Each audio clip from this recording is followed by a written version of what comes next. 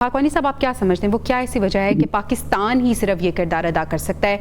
हमने देखा कि किरदार अदा करता आया, लेकिन क्या फिर अमन के सफ़ीर के पर पाकिस्तान एक बार फिर भरपूर तरीके से उभरेगा और दोनों फरीकैन को सामने लाएगा? और वजह क्या है कि ओनली पाकिस्तान?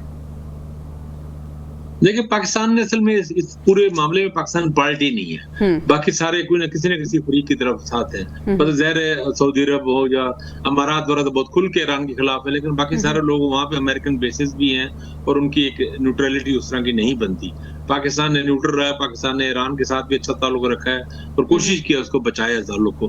सऊदी अरब के साथ डिफेंस पैक्ट के बावजूद भी, और अमेरिका के साथ पाकिस्तान का ताल्लुक है, और चीन और रूस के साथ भी। तो पाकिस्तान ही इस पूरे मिडिल ईस्ट में और साउथ एशिया में पाकिस्तान वाहिद मुल्क है जो एक तरह न्यूट्रल उसका स्टांस है। अभी भी कोशिश हो, मेरा ख्याल है अब होगा ये कि कोई दोबारा से उस तरह के फॉर्मल शायद मुज़ाकरात ना हो और फॉर्मल MOU या उस तरह नहीं होगा। ये कि ये जो कह लें दोनों तरफ से कार्रवाइयां होके या तो ये एस्केलेट करेगी, बढ़ेगी और उसमें शिद्दत आएगी, एक बार जो फिर होना फिर हो जाएगा, अल्लाह ना करे ऐसा हो, या फिर ये है कि उसके बाद खामोशी के साथ यानी चुप हो जाएंगे बगैर किसी बड़े एग्रीमेंट के, या दोबारा ऐसे लोग इकट्ठे हो, इज्तिमा हो, सारा होम मिनिस्टर्स और अमेरिकन भी और ईरानी भी और सारे, उसके बजाय चूंकि सारा प्रोसेस लंबा चौड़ा हो चुका है, अब उसको दोबारा करने का कोई फायदा है नहीं। अब यही होगा, ज्यादा से ज्यादा दोनों खामोश हो जाएंगे और वो कार्रवाई नहीं होगी और दोबारा फिर खामोशी से ओपन कर दिया जाएगा।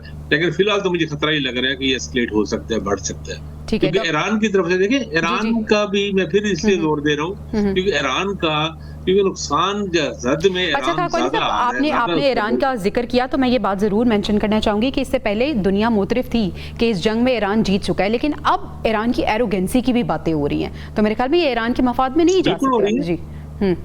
और आप देखें इस वक्त ईरान के हक में कोई बात ही नहीं कर रहा, यानी पब्लिक सपोर्ट भी कम हुई है ईरान, कम हुई है। लोग कह रहे हैं यार जंग से निकल रहे, निकलो भाई, अब इसमें क्या।